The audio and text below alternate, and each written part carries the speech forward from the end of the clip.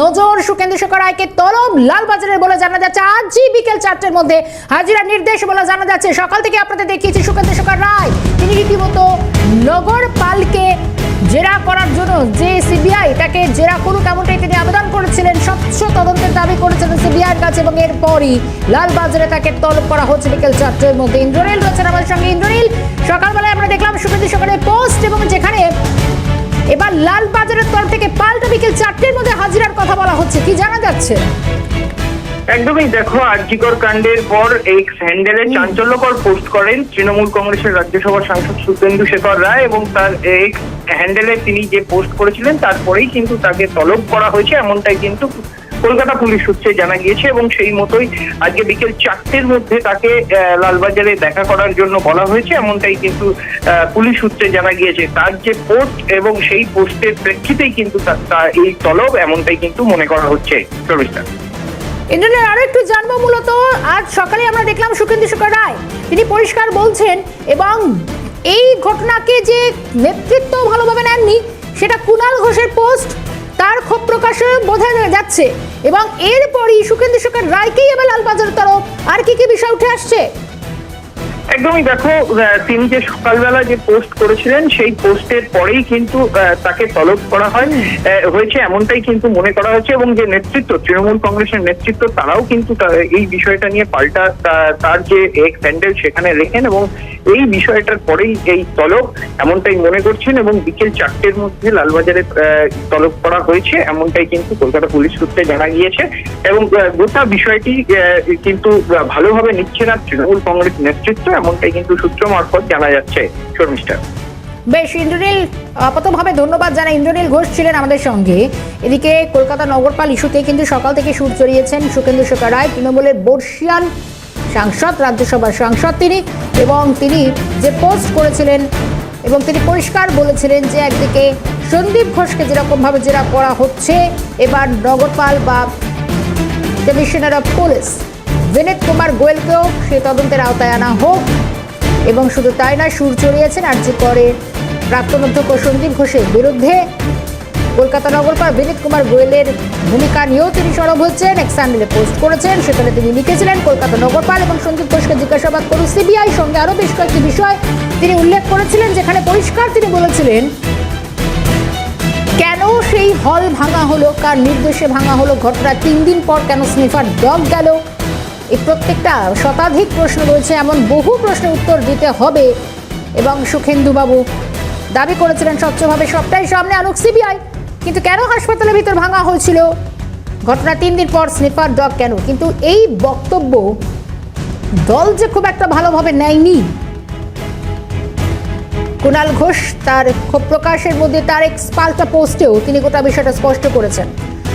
BJP নেতা সজল ঘোষ রয়েছেন আমার সঙ্গে এই মুহূর্তে টেলিফোন লাইনে। সজলদার স্বাগত জানাই ক্যালকাটা নিউজে। সকালে আমরা দেখলাম যে সুকেন্দু শেখর রায় তিনি পরিষ্কার সবটা স্বচ্ছভাবে সিবিআই সামনে আনুক, তিনি কিন্তু পরিষ্কার করেছিলেন অনেকগুলো প্রশ্ন, শতাধিক প্রশ্নের উত্তর দিতে হবে। তিনি পাল্টা বলেছিলেন সন্দীপ ঘোষকে জেরা করা হচ্ছে, সিবিআই এবার নগরপালকে জেরা করুক, কিন্তু এই পোস্ট যে একেবারে কুণাল ঘোষ ভালো করে নেননি এটাও স্পষ্ট হয়েছে। আর তারপর বেশ কিছুটা সময় পর দেখা গেল একেবারে লালবাজারে তলব, কি বলবেন?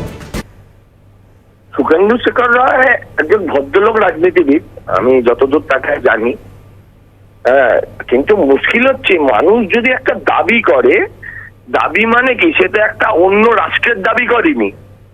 সে যদি একজন সাধারণ মানুষ গণতান্ত্রিক ভাবে যদি মনে করেন যে কমিশনারকে গ্রেপ্তার করা উচিত, এই কথাটা বললে যদি তাকে লালবাজারে ডেকে পাঠানো হয়, এর থেকে এই বাংলার মানুষদের মরে যাওয়া ভালো।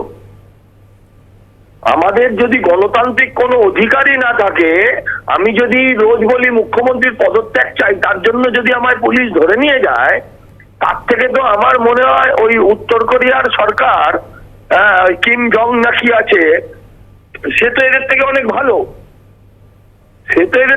ভালো, পশ্চিমবঙ্গটাকে যারা তালিবানের হাতে সঁপে দিতে চান, যারা পশ্চিমবঙ্গে তালিবান শাসন প্রয়োগ করতে চান, তাদের বিরুদ্ধে মানুষ গর্জে উঠুক।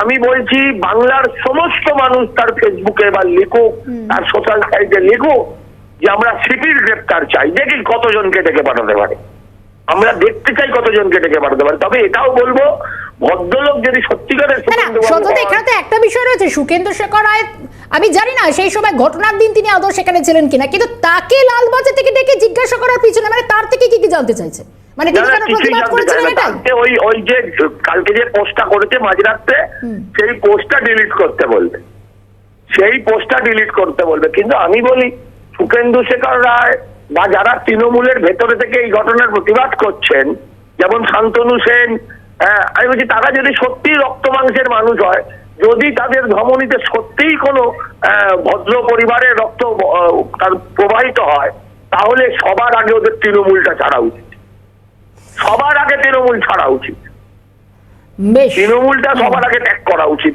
আর কত নিচে নামাবে এদেরকে? শান্তনু সেনকে বলেছে ষড়যন্ত্রকারী, তার কর্পোরেশনে একটা নেম প্লেট ছিল সেটা তুলে দিয়েছে। এই একটা লোক, একজন সাংসদ দলের, গতকাল রাত্রির 12টার সময় বলেছে 12 ঘন্টা হয়নি তাকে ডেকে পাঠিয়ে দিয়েছে। বেশ বেশ বেশ ধন্যবাদ জানাই সজল দাস সময় দেওয়ার জন্য। বিজেপি নেতা সজল ঘোষ ছিলেন টেলিফোন লাইনে।